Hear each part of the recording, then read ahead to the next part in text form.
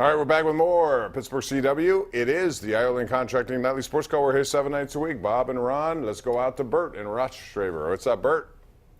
Hi, guys. Thanks. Yeah, two things. First, I think Ben is likely to throw fewer interceptions without AB this year. Totally agree. Totally agree. Probably going to cost them points. Second thing, I was wondering what you guys think of the latest cornerback to be projected to go to the Steelers in the first round. That's Rock Yassin. Yeah, the kid from Temple, Ron. Temple, yeah. I don't know. I keep hearing Greedy. I keep hearing Byron Murphy. I hope they trade up and get one of the Devons. I'll take either one of them. Some of these people rate Bush over White. Some people say White over Bush. It's a wide open thing. Now, they're hoping quarterbacks go ahead and maybe push them down a little bit. I hope they get one of those because I think you really need an inside linebacker to make plays, guard tight ends, guard running backs. Man, it hurt them last year. There's no question. That's the way the NFL has evolved now. That's what you got to stop. And last year, John Bostic couldn't keep up, and as a result, he hardly played as the year went on. Let's go out to Jim and McMurray. What's up, Jim? 2-on-1 for Carolina. Hold on, Jim. And Aho fanned on the shot. Go ahead. I think we're going to see a highly motivated Roethlisberger and Juju Schuster this up and coming season. What do you two think? Oh, I absolutely do. I think Ben is always motivated, though. He's as competitive as anyone I've ever been around. I'm not going to say the most competitive because all these guys are, but all he cares about is winning. And I think within light of everything that happens, you don't think he'd love to show that he can still get it done without Antonio after everything that was said and done. I think he's going to be incredibly motivated, but he always is.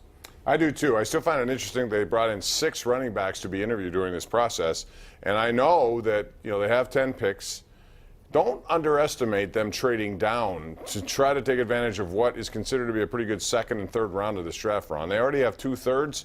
And if they can't succeed in moving up at some point with one of these Devon guys, I mean, they could move down and get more picks. And they may have an opportunity to get some really good players who may not be stars, but who can come in and play. Yeah, I mean, but 10 picks are too many. If you move up in the second round, third round, you give up some picks. They don't have 10 roster spots open. I'd rather get quality as opposed to quantity. That's why I have no problem trying to go up for one of the Devons. Now, too high. Maybe you can get an extra second, extra third somehow by packaging some of your lower stuff. But they need an inside linebacker as their biggest need. Barron might be the guy. I'm not sure. Ventura Variety on Twitter says, Ben is the reason they had to go out and draft quarterbacks. All this talk about retirement every year, then he complains when we take Rudolph. Well, number one, that retirement talk, I think, was a facade in that it was more for Todd Haley than anyone else, and he wanted to get their attention. But I'm surprised, actually, that the Steelers, when they drafted Josh Dobbs, there was no need to do it, I thought, because they had Landry Jones around. But Mason Rudolph didn't I know they even traded up, if I'm not mistaken, right in the third round to get Mason Rudolph. That a little bit surprised me, just because they had a full complement of players. Yeah, when they drafted Dobbs, that was right after Ben's retirement talk. He told them he was coming back. That was the next year. When they drafted Rudolph. But they need a replacement eventually anyway. I just don't think they need 2 guys on their roster in back-to-back years as drafted quarterbacks. Jim in South Hills, make it quick, please, Jim. Yeah, love the show, guys. Thanks. Pirates. Before the season started, hate to be the eternal optimist, 12-10, not bad. At least the kids are getting some chance to play. We're building a little bit of depth. And the Pirates are seeing, especially Tucker, what he's all about. No, except last night they had a chance to see more in a critical situation, chose to go with Gong, which I didn't like. I agree. It was a mistake. And Martin tonight was horrible in center field. He fumbled 2 or 3 balls. And that's tough to watch. I mean, but at any rate, I'm not giving up on the Buccos yet. I think when they get their players there, I just hope some people start going to the goddamn games.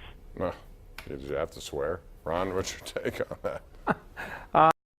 Had crowds all three, like 89, 84, 93, the crowds, not very good. It's early in April, school, early in the week. Arizona's not the best draw. I like seeing these kids too, but I don't think some of them are ready, including Tucker. He had a great debut. He won the game with a home run, but hasn't done much since then. He probably belongs in the minor leagues, still needs a little bit of schooling, I think. Cubs finally won that game. They came back on the Dodgers, who had come back on them. So the Cubs win tonight, so they're tied with the Pirates at 12-10. We're due for a break. We'll take it right now on Pittsburgh CW.